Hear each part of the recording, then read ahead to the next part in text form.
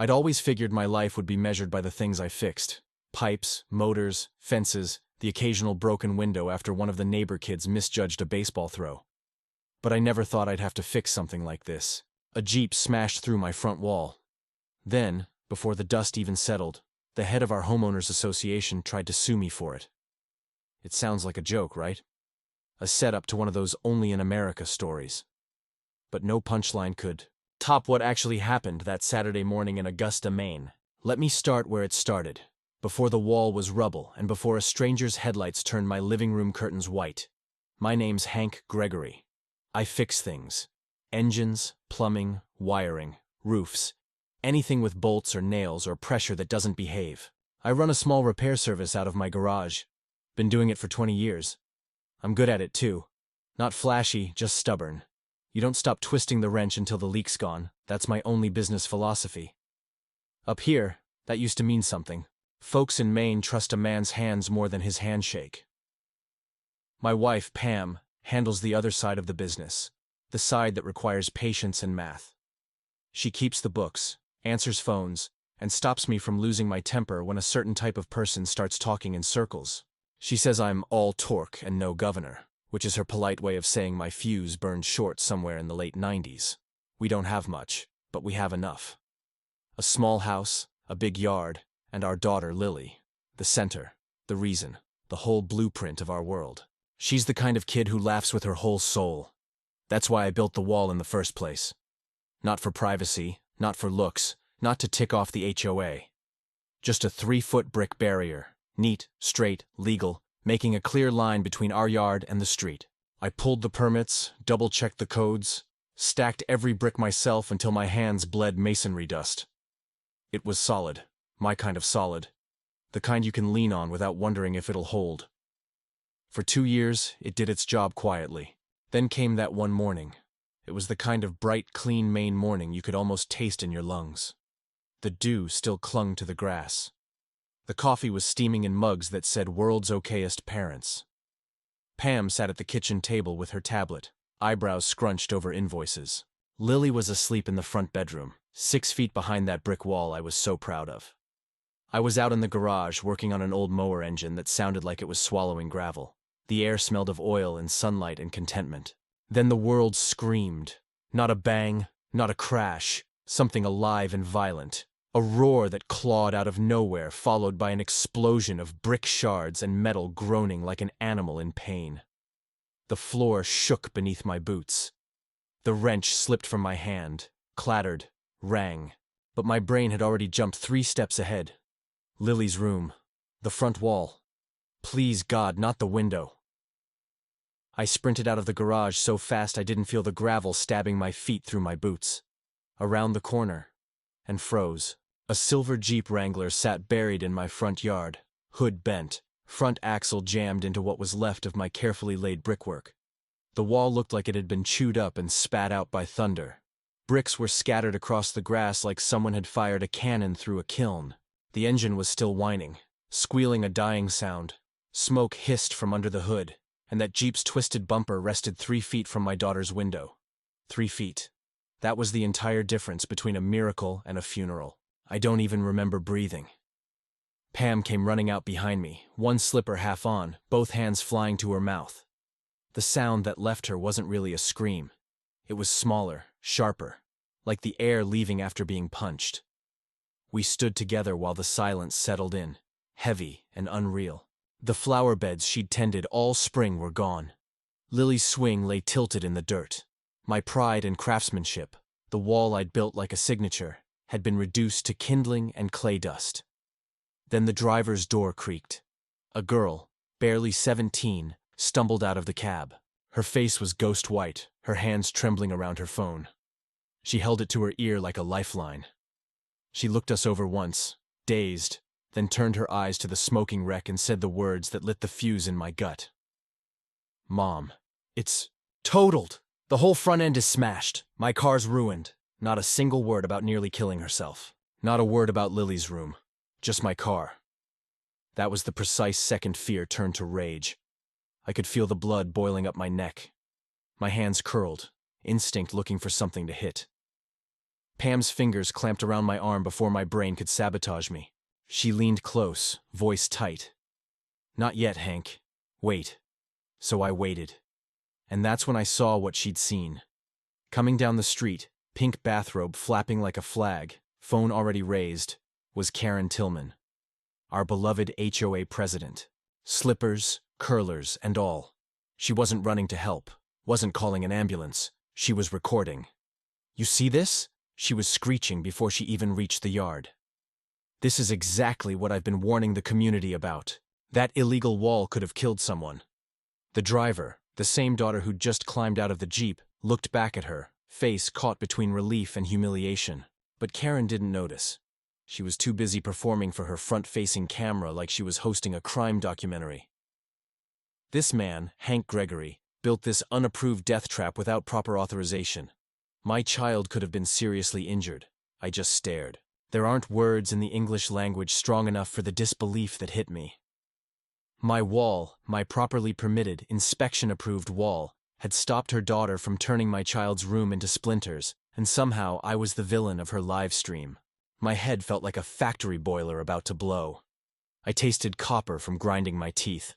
But Pam's grip tightened again, her silent signal that said, "Let her talk." She pulled out her own phone and started filming Karen right back, steady as a courtroom stenographer. "Let her bury herself," Pam murmured. So we did.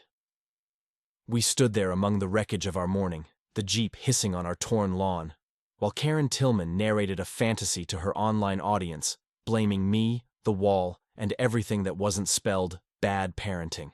And understand, this was nowhere near my first clash with Queen Karen. The woman was a walking citation book. In 5 years as HOA president, she'd managed to turn a quiet neighborhood into a bureaucratic pocket dictatorship. If you sneezed too loud on your porch, you half expected a warning letter in your mailbox by lunchtime. There'd been the mailbox massacre 2 summers earlier. She claimed mine sat half an inch too close to the curb, waving an old bylaw like it was scripture. When I asked for the specific clause, she couldn't find it. But she still threatened a fine. She adored being right. She physically couldn't process being wrong, especially when the correction came from someone who fixed transmissions instead of typing reports. So when I'd started the wall project, she'd perched on her lawn with a mug of herbal superiority and told me flatly, "You can't build that here, Hank. It's against the covenants." I'd smiled as polite as a man can while holding a shovel. "Actually, Karen, it's not. As long as it's under 4 feet and not a solid privacy structure, we're in the clear." Her eyes narrowed like a storm brewing behind designer glasses. "Well, I'll be the judge of that. I'm the president." "I'm sure you will," I said, nodding toward my folder of documents. "And that's why I submitted everything to the HOA board last month. Certified mail, return receipt, all neat and tidy. 2 weeks passed. No objection arrived, so legally I was good to go. But that didn't sit right with Her Imperial Majesty. The day I broke ground, Karen called the city to complain I was doing unpermitted work. An hour later, code enforcement pulled up a tired guy named Dave in a city-issue pickup who looked like he'd already had 3 other Karens that morning. He stepped out, clipboard in one hand, donut in the other. I wiped the dust off my hands and handed him my permit folder. He flipped through the papers, nodded once. Everything in order. He sighed, turned toward Karen's property line, and gave her a look so weary it could have powered a small generator. The kind of look that said, "Lady, I get paid hourly, not enough for this." The day I laid the first course of bricks, she called the police, claiming I was creating a public nuisance with the noise from my cement mixer at the perfectly legal hour of 10 aguillos. Monsieur the officer checked, then left. I did everything by the book because I knew with a woman like Karen watching my every move, I had to. The foundation was dug to the proper depth for the main frost line. The rebar was spaced correctly. The mortar mix was perfect. I even had the city inspector Dave come out for a mid-project inspection and a final one when it was done. He signed off on it both times, sticking the little green approval tags on the permit card, which I kept safely filed away. I took pictures of every stage of the construction, not for posterity, but for protection. I knew sooner or later Karen would try something. I just never imagined it would be this. Seeing her there, phone in hand, spinning this wild tale of my illegal death trap wall, it was infuriating. But it wasn't surprising. This was her move. Twist the facts, create a narrative where she's the victim and you're the monster, and then broadcast it to the world. Her daughter Brittany just stood there by the wrecked Jeep, looking sullen. The cops arrived and Karen immediately descended on them, a flurry of dramatic gestures and high-pitched accusations. Police cited Brittany for inattentive driving. It went on the report at 9:47 a.m. That evening, Karen filed a formal complaint blaming my illegal wall. I watched her point at the rubble, then at my house, then at me. Pam was still filming. Her face was a mask of calm, but I could see the fury in her eyes. "Get Lily," she said to me in a low voice. "Take her to the back of the house. I'll handle this." I nodded, my own anger giving way to a cold, hard resolve. I went inside. The crash had woken Lily up. She was standing in her doorway, her eyes wide, clutching a stuffed bear. "Daddy, what was that loud noise?" she asked, her little voice trembling. I scooped her up in my arms and held her tight. "Just a silly driver, sweetie," I said, my voice thick with emotion. "Everything's okay. My wall kept you safe." I carried her to the back porch, away from the flashing lights and the sound of Karen's voice. As I sat there with Lily's small head resting on my shoulder, I looked at my hands. They were calloused and stained with grease. The hands of a man who builds things, who fixes things, and I made a promise to myself. Karen Tillman had just declared war on my family. She'd tried to turn my work, my care, my protection into a weapon against me. She'd picked the wrong fight with the wrong guy. I was going to fix this. I was going to take her lies and her arrogance, and I was going to dismantle them piece by piece until there was nothing left but the truth. The cops eventually got our statement, took some pictures, and called a tow truck. Brittany's Jeep was dragged, leaking fluids out of my yard, leaving a trail of destruction behind it. Karen gave Meoni last triumphant smirk before disappearing back into her house. The silence that followed was heavy. Pam and I just stood there, surveying the damage. "She's not going to let this go, you know," Pam said, finally breaking the quiet. "I know," I replied, my eyes fixed on the gap where my wall used to be. "Neither am I." The battle lines had been drawn right there on our front lawn. We had no idea the first shot was already on its way. A week went by, a tense, unsettling week. We patched up the hole in the wall with some plywood, a temporary scar on our home. Every time I pulled into the driveway, I'd see it, and the anger would churn in my stomach. Karen, for her part, was eerily quiet. Too quiet. We'd see her coming and going, but she'd just give us a smug little smile like a cat who'd just swallowed a canary. Pam and I spent the week preparing for whatever was coming next. We printed out copies of the building permit, the inspection reports, and the photos I'd taken during construction. Pam downloaded the video from her phone and the footage from our front door security camera onto a hard drive. We were building an arsenal of truth. That night, my camera box hung open. I wanted to be angry to go over there and have it out with her. But Pam kept me grounded. "No, Hank," she'd say, her voice firm. "We don't talk to her. We don't engage. We wait and we document. Let her make the next move." She was right, of course. She always is. When you're dealing with someone who thrives in drama, the best thing you can do is starve them of it. The next move came on a Thursday afternoon. I was in the kitchen trying to get a stubborn grease stain off my hands when I heard the mail slot clank shut. I walked over and picked up the small pile of letters from the floor, bills, junk mail, and one large crisp manila envelope.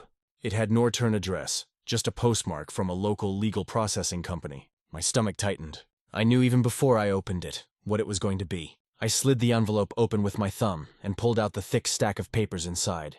The words at the top of the first page leaped out at me in stark, bold letters. Summons and complaint. I scanned the document, my eyes jumping from one legal term to the next. The plaintiff was Brittany Tillman. The defendant was me, Hank Gregory.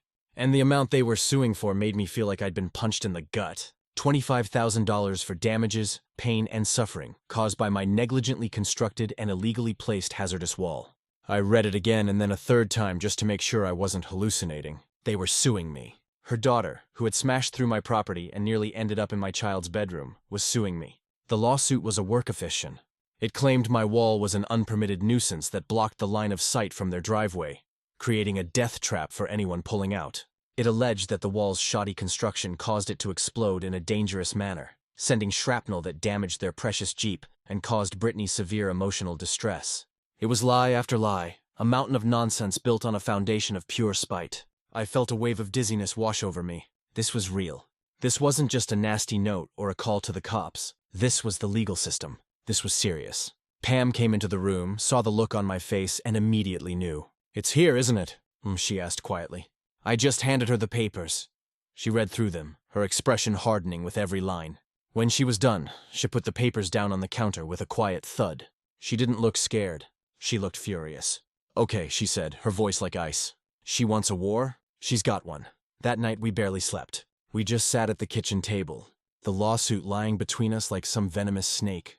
The $25,000 felt like a crushing weight. We weren't rich people. A hit like that would be devastating.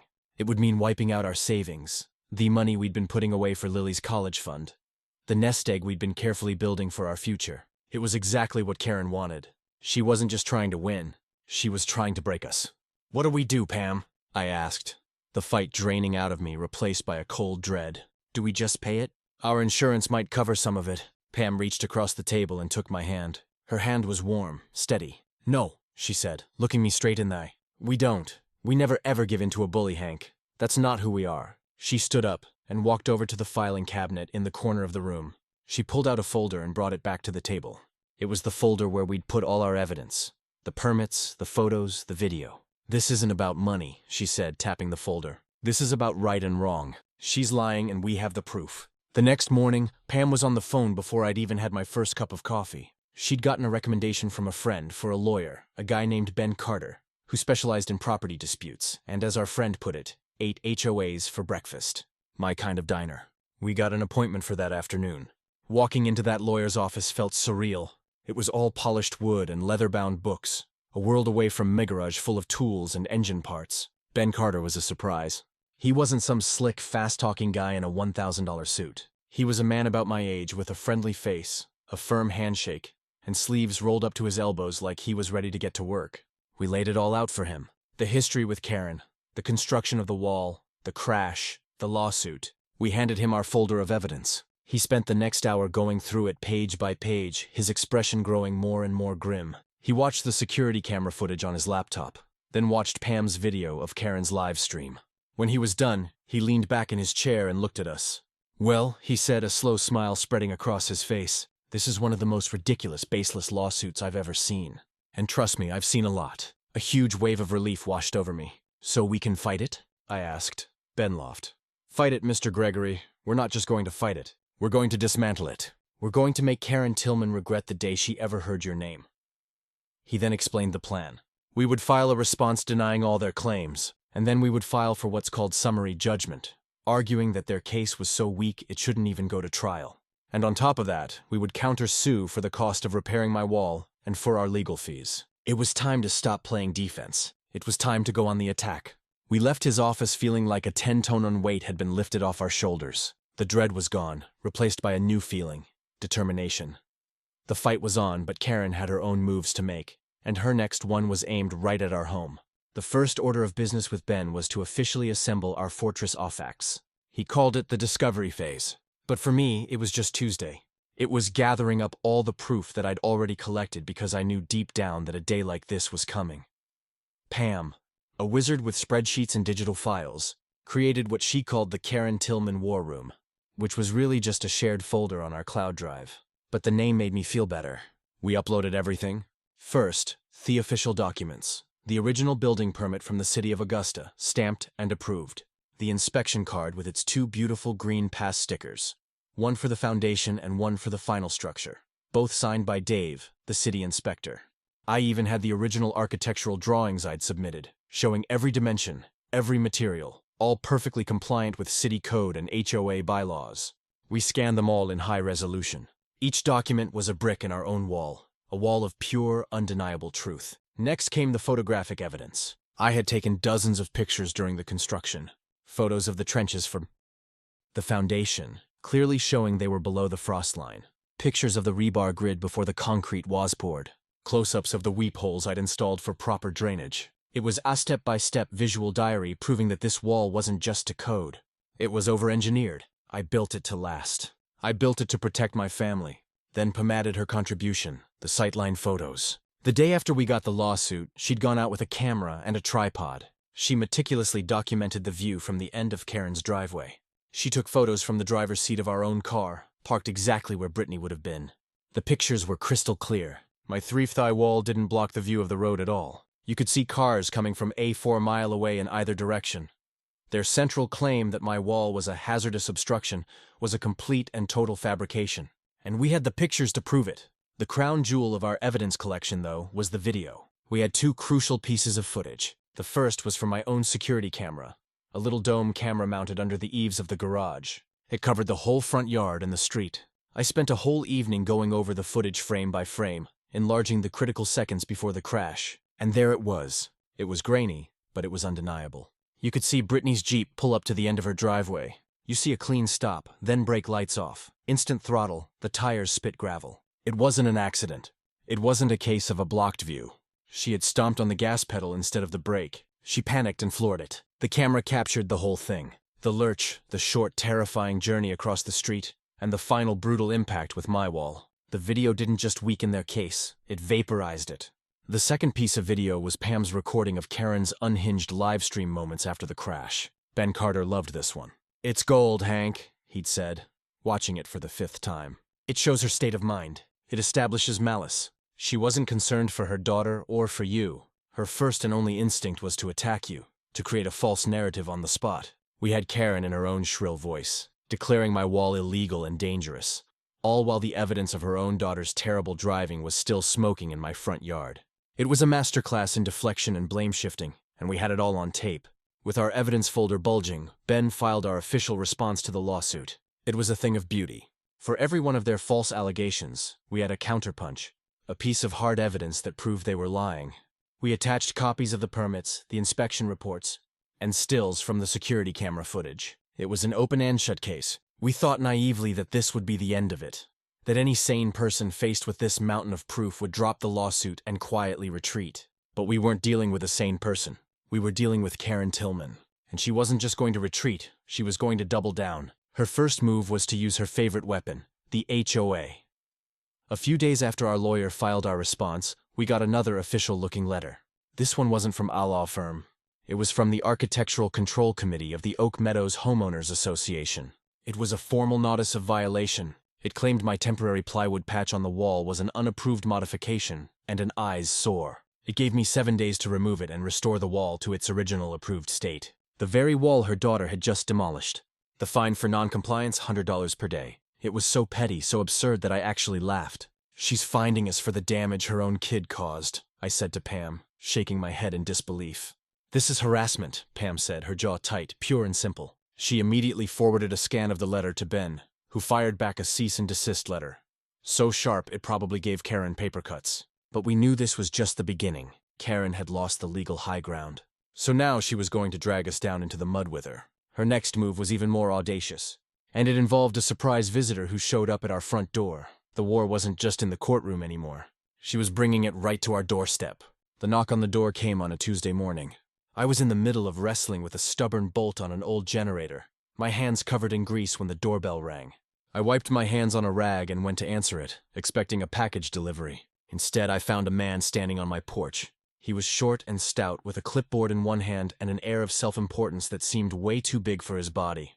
He wore a cheap polo shirt with a crudely embroidered logo that read, Community Standards Inspector. He cited Code 12GV. City said that code isn't real.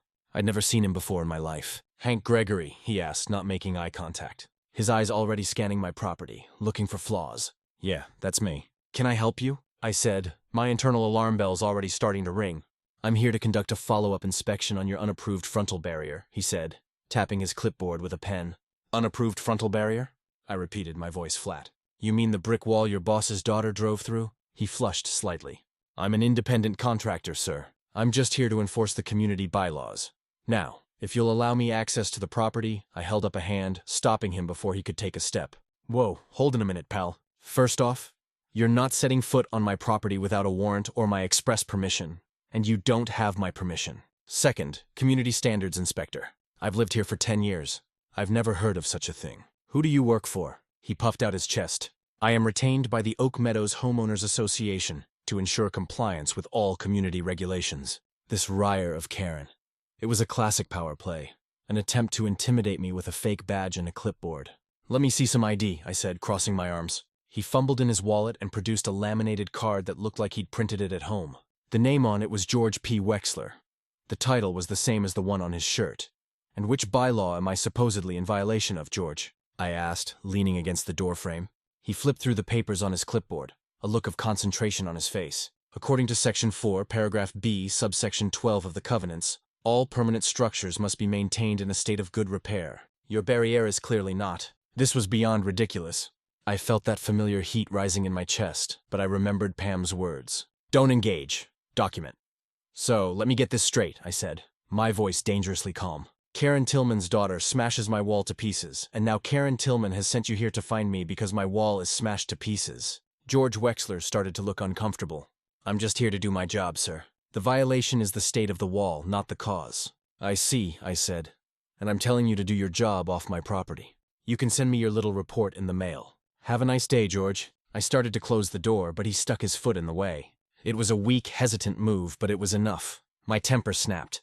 I didn't yell. I didn't threaten. I just lowered my voice. George, I said, looking him dead in the eye, you have exactly 2 seconds to get your foot out of my doorway before I introduce it to the concept of torque. He must have seen something in my eyes because he yanked his foot back like he touched a hot stove, has stammered something about filing a report for non-operation, and skirted off my porch, nearly tripping over his own feet as he hustled back to his beat-up sedan.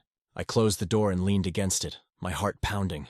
Pam came around the corner. Who was that? Karen's new pet project, I said, explaining the encounter. Pam's eyes narrowed. She immediately got on her laptop.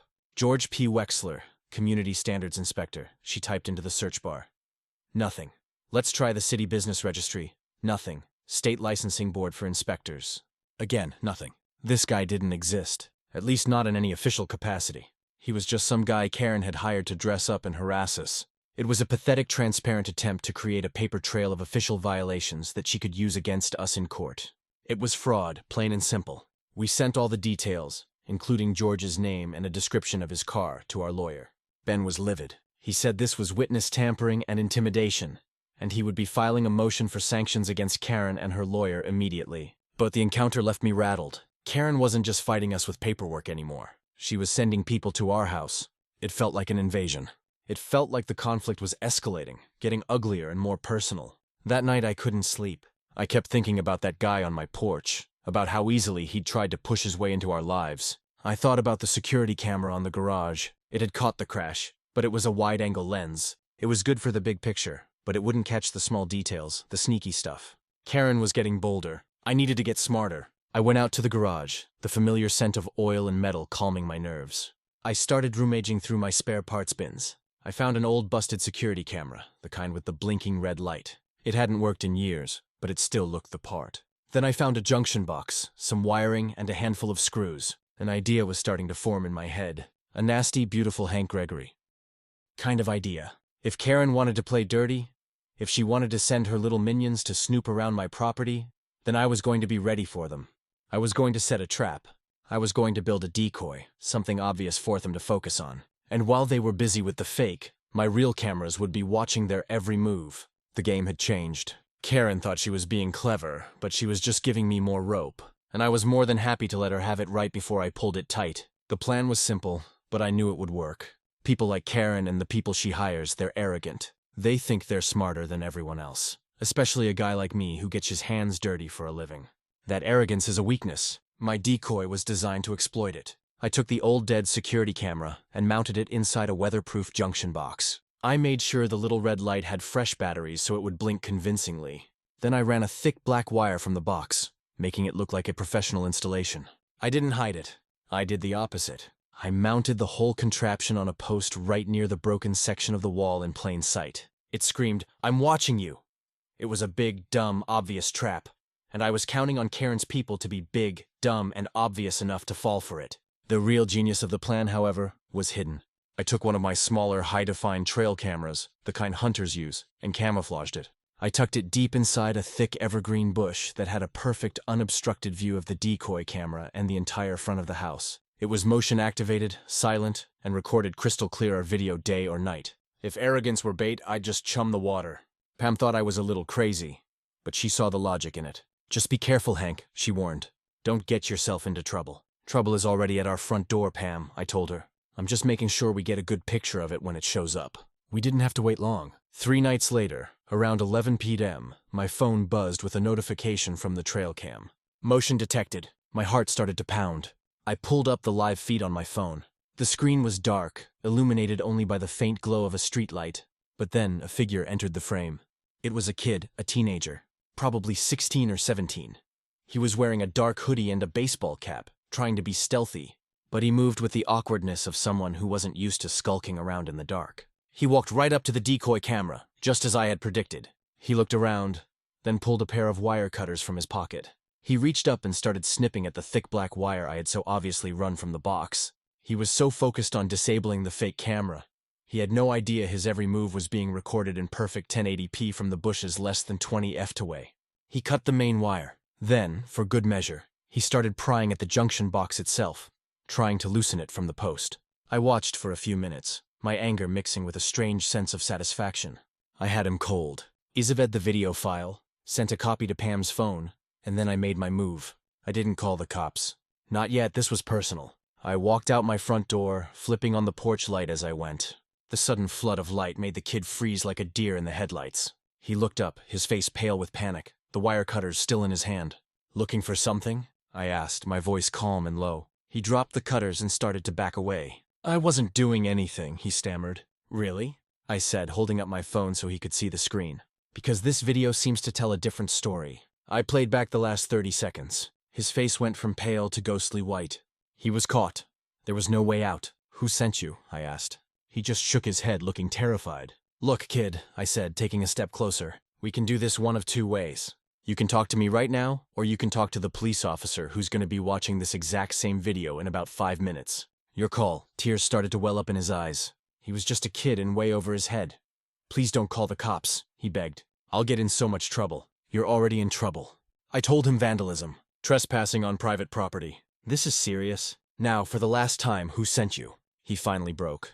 "It was Karen," he mumbled, his voice barely a whisper. "Karen Tillman." My blood ran cold. I had suspected it, but hearing it confirmed was something else entirely. "She paid you?" I asked. He nodded. $50. She said you were harassing her and her daughter. She said that camera was illegal, and that I'd be doing a good thing by taking it down. She told me to just loosen the wires, make it look like it was faulty. It was all there. Coercion. Vandalism using a minor to commit a crime. Karen hadn't just crossed the line, she'd pole vaulted over it.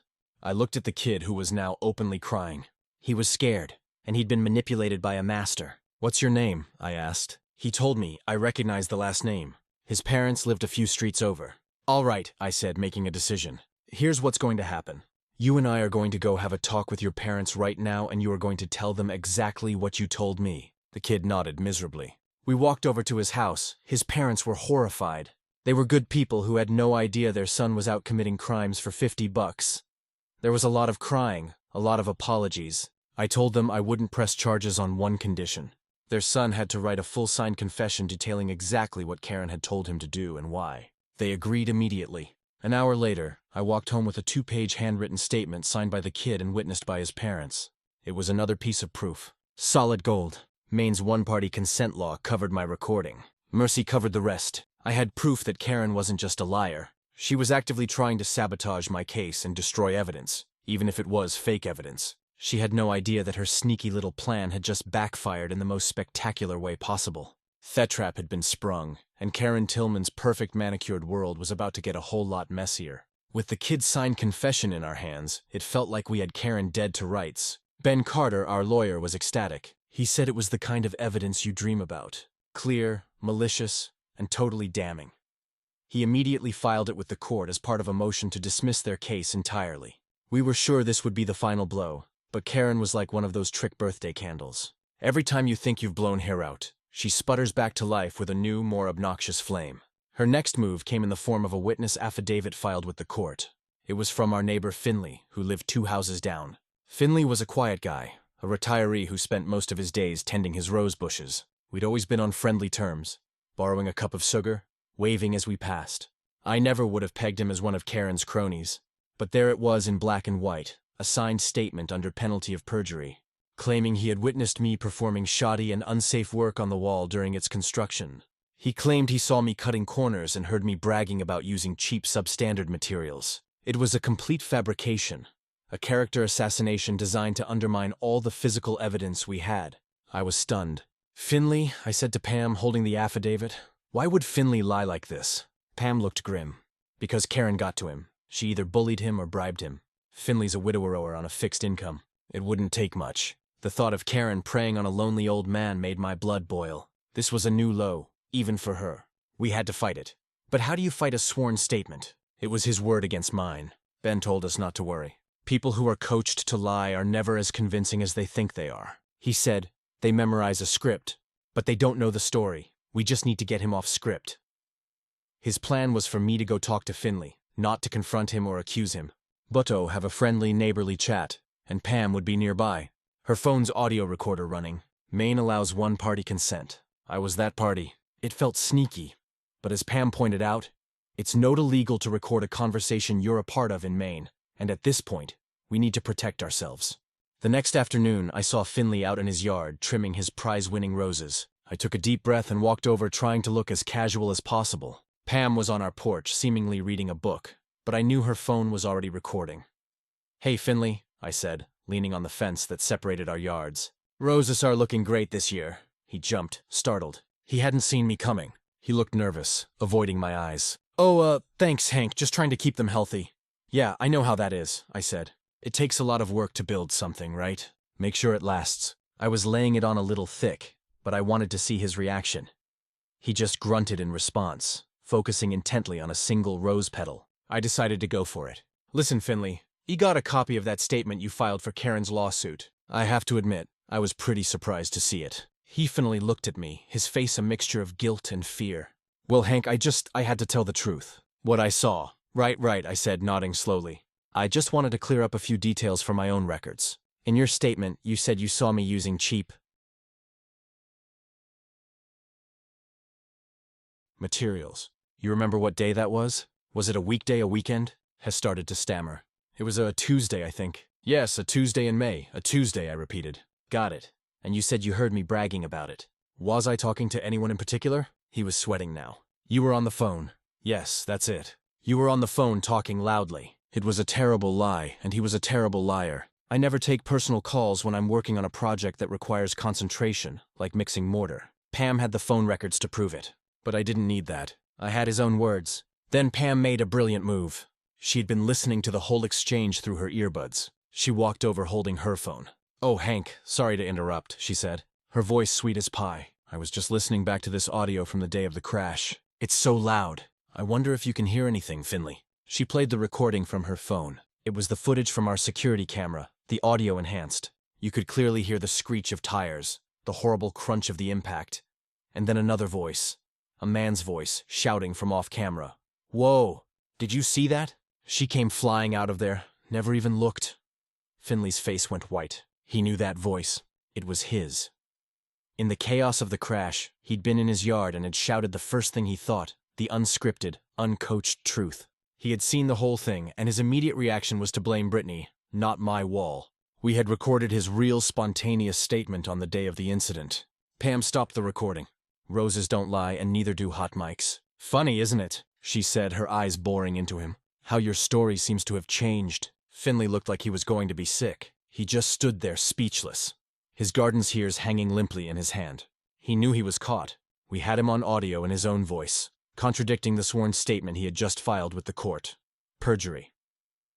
I have to go," he mumbled and practically ran inside his house. We didn't need to say another word. We had it all on tape, his coached stumbling lies and his own voice telling the truth. We sent the new audio file to Ben. "Game, set, and match," he wrote back a few minutes later. Karen's star witness had just become our best piece of evidence against her. She was running out of pawns to play, but we soon discovered she had one more card up her sleeve. Anast's little secret about the day of the crash that was about to blow the whole case wide open. The case was turning into a cascade of lies, and we were knocking them down one by one. First the fake inspector, then the vandal, now the coached witness. Each time Karen tried to build a false wall, we'd knock a hole right through it with the truth. But Westall felt like there was a missing piece. Why did Brittany Tillman, a 17-year-old with a brand new Jeep, panic and stomp on the gas pedal? It seemed like more than just a simple driving error. The answer came from an unexpected source, our own daughter, Lily. She was in middle school and, like all kids her age, she was plugged into the local teenage gossip network, a web of text messages and social media posts that move faster than the speed of light. One evening, she came to us looking troubled. "Dad," she said, "some of my friends are talking about Brittany Tillman, About the day she crashed the car. Pam and I exchanged a look. What are they saying, sweetie? Pam asked gently. They said she was at a party the night before, Lily said. A party at her house. And there was drinking. My blood went cold. Underage drinking. If Brittany had been drinking the night before, she could have still been impaired the next morning. It would explain her poor judgment, her panicked reaction. It would change everything. Do your friends have any proof of this? I asked, trying to keep my voice steady. Lily hesitated, then pulled out her phone. Someone sent me a screenshot, she said, her voice low. It's from a group chat Brittany is in.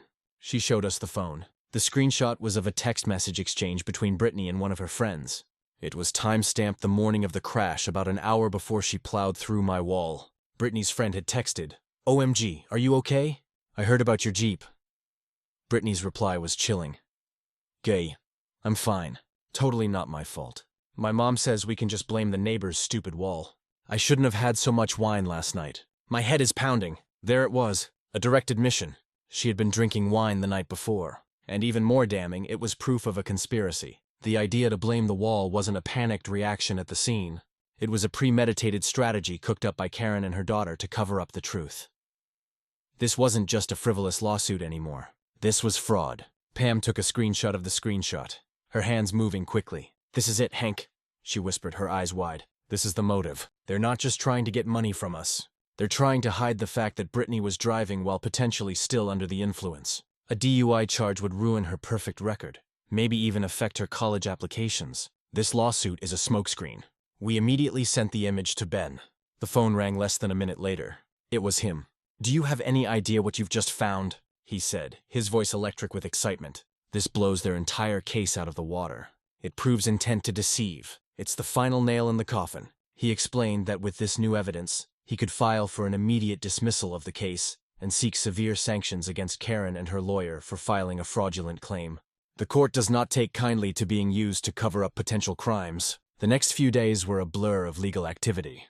Ben filed the new evidence with the court. Karen's lawyer, who had probably been kept in the dark about the drinking, filed a frantic motion to have the text messages deemed inadmissible. A hearing was set. It felt like we were finally approaching the endgame. The sheer nerve of it all was what got to me. Karen was so obsessed with maintaining her family's perfect image that she was willing to destroy ours to do it. She would rather bankrupt us with a fraudulent lawsuit than face the consequences of her own daughter's reckless behavior. She wasn't just a bully, she was a coward, and she had taught her daughter to be one too. The night before the hearing, I couldn't sit still. I paced the living room, a ball of nervous energy. We had all this evidence, the permits, the videos, the confession, the audio recording, the text messages. It felt like an airtight case.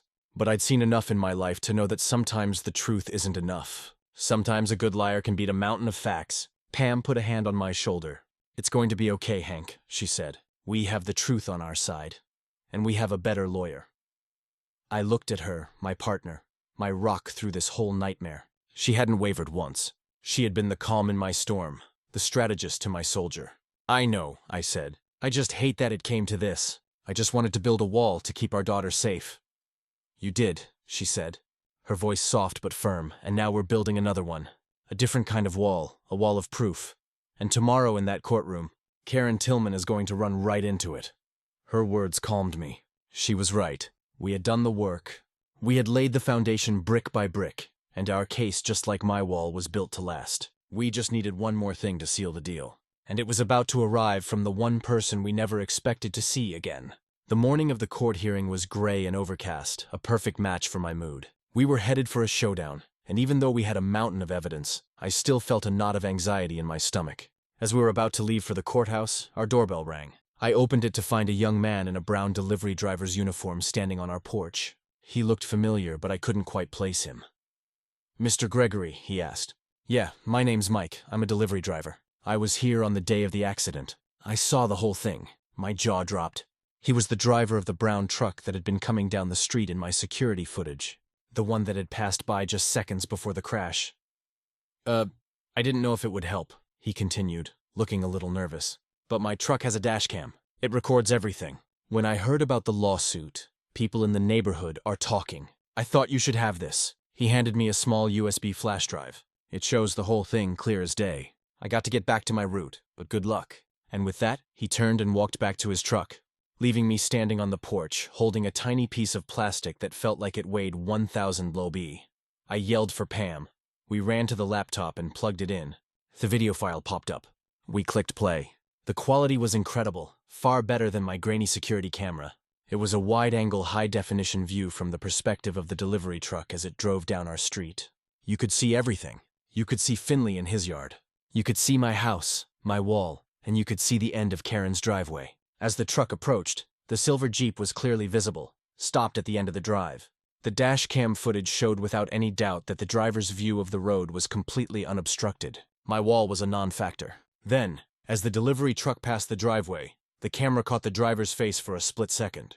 It was Brittany Tillman, and she wasn't looking left or right for traffic. She was looking down at her phone. The truck passed, and the camera continued to record. In the rear view, you could see the Jeep lurch forward violently. Not agental roll, but a full-blown tire squealing launch. It shot across the street and slammed into my wall. The video captured the impact, the cloud of brick dust, everything. It was the final irrefutable piece of the puzzle. She wasn't just impaired, she was distracted. She was texting. We called Ben immediately and told him what we had. He told us to get to the courthouse as fast as we could. We walked into the courtroom, just as things were getting started. It was a small, formal room. Karen and Brittany were sitting at a table with their lawyer, looking smug and confident. Karen was dressed in a sharp power suit, the picture of aggrieved motherhood. Brittany was trying to look like a traumatized victim. They both glanced at us as we sat down, a flicker of contempt in their eyes. The judge, a no-nonsense woman with sharp eyes and a weary expression, called the proceedings to order. Karen's lawyer stood up and launched into a dramatic opening statement, painting me as a reckless monster and my wall as a public menace. He presented their case, which consisted of Brittany's tearful testimony and Finley's now useless affidavit. Brittany claimed she'd pulled up to the end of her driveway, but the illegally high wall blocked her view. She said she'd inched forward to see, and her car had just lurched out of control. It played well until the facts rolled in, then it was Ben's turn. He stood up calm and collected. "Your Honor," he began, "the plaintiff's entire case is based on a series of demonstrably false claims, and we have the evidence to prove it." Hess started brick by brick, building our case for the judge. He presented the building permits and inspection reports. Hess showed the sightline photos, proving the wall didn't block the view. He played the audio of my conversation with Finley, followed by the security camera audio of Finley himself, yelling that Brittany had come flying out of there. Finley, who was in the courtroom, turned a shade of purple I'd never seen before. Then Ben moved on to the kid who had vandalized my decoy camera. He submitted the kid's signed confession. Karen's lawyer leaped to his feet, objecting, but the judge waved him down, her eyes fixed on the document. She was starting to look angry. The courtroom was silent. Karen's smug expression had vanished, replaced by a look of growing panic. Ben then submitted the screenshot of the text messages. "Your Honor, this is a message from the plaintiff, Brittany Tillman, sent on the morning of the crash. In it, she not only admits to drinking wine the night before, but she also confirms a plan with her mother to blame the neighbor's stupid wall." The judge read the text. Her expression turned to stone. She looked over at Karen and Brittany, a look of utter disgust on her face. "And finally, Your Honor," Ben said, his voice ringing with confidence, "we have one last piece of evidence. It came into our possession just this morning." He walked over to the court's television monitor and inserted the USB drive. "This is dash cam footage from a delivery truck that was passing by at the moment of the incident." He hit play. The courtroom watched in stunned silence as the whole event unfolded in crystal-clear high definition. The unobstructed view, Brittany looking down at her phone. The violent, uncontrolled acceleration, the crash. It was undeniable. It was the truth. Raw and unfiltered. When the video ended, the silence in the room was absolute. The judge slowly took off her glasses and rubbed her eyes. She looked at Karen's lawyer. "Do you have anything to say in response to this?" she asked, her voice dangerously quiet. The lawyer, looking pale and shaken, just stammered. No, Your Honor." The judge turned her gaze on Karen and Brittany. "This is one of the most flagrant, malicious, and fraudulent cases I have ever seen in my courtroom," she said, her voice rising with every word. "You have wasted this court's time. You have slandered an innocent man. You have attempted to use the legal system to cover up your own daughter's dangerous and reckless behavior. I am dismissing this case with prejudice, which means you can never file it again." She wasn't done. She pointed her gavel at them. "Furthermore, I am ordering you to pay for all of Mr. Gregory's legal fees and the full cost of repairing his property. And I am referring this entire matter to the district attorney's office for potential charges of perjury, filing a false police report, and insurance fraud." Karen let out a little squeak. Brittany burst into tears. The gavel came down with a thunderous crack. Case dismissed. It was over. We had won. We had not just defended ourselves. We had triumphed. The truth, backed by hard evidence, had smashed their wall of lies to dust. Walking out of that courthouse felt like stepping from a long tunnel into clean daylight. The weight that sat on my chest for months, gone. Pam squeezed my hand. We stood on the steps, breathing, letting the noise of the city wash past. The legal fight was over. Peace of mind still needed work. A few weeks later, a check landed. Karen's insurer covered Ben's fees and the wall repair. Per the judge's referral, the DA opened a file. Charges followed. Word spread fast. Karen's reign as HOA queen ended in one loud thud. At the next meeting, she was voted out in a landslide. Turns out people don't love bullies who use bylaws like brass knuckles. That's when I made my move. I hate bullies, but I love fixing things. Our street felt cracked down the middle. So I ran for the HOA board and I won. First order of business, a simple safety rule. If bushes, fences, or hardcapes block your view, you install a convex driveway mirror. Cheap, sensible, prevents Jeep meets brick sequels. It passed without a peep. With the insurance money, I rebuilt stronger mortar, more rebar, flat stone caps you could eat lunch on. Neighbors I barely knew showed up with lemonade, shovels, and awkward apologies. We laid brick and let the anger bleed out into the work. The new wall didn't just look good. It felt like a promise kept. Then came the final touch. Petty, legal, perfect. The new rule applies to anyone with an obscured view. Guess whose fancy hedges count? Right, Karen Tillman. As a board member, I delivered the notice myself along with the best, brightest safety mirror I could find. 30 days to install, I said, smiling. The look on her face could have curdled paint. She knew there was no fight left in it. I had used her favorite weapon. Process against her by the book. A week later, the mirror went up, big, clean, and angled per my helpful diagram for maximum safety. It gives a clear view of traffic. It also gives a crystal reflection of my place. The rebuilt wall, the tidy yard, the home that didn't break. Now, every time Karen backs out, she has to look straight at the truth she tried to bend. After that, the street got quiet in the best way. Kids rode bikes again. Finley waved first. The HOA agenda shrank to potlucks and potholes. Pam and I sat on the porch with coffee and watched lights slide along the new stone cap. The wall did what it was built to do, protect. The case did what it needed to do, prove. People ask how we won. We didn't shout. We stacked proof. We set boundaries. We let the loud talk themselves into a corner. Being the noisiest person on the block doesn't make you right. Evidence does. My name is Hank Gregory. I fix things. Engines, pipes, messes people make. This time it was a street, a family, a boundary line. One brick, one form, one very well-placed mirror at a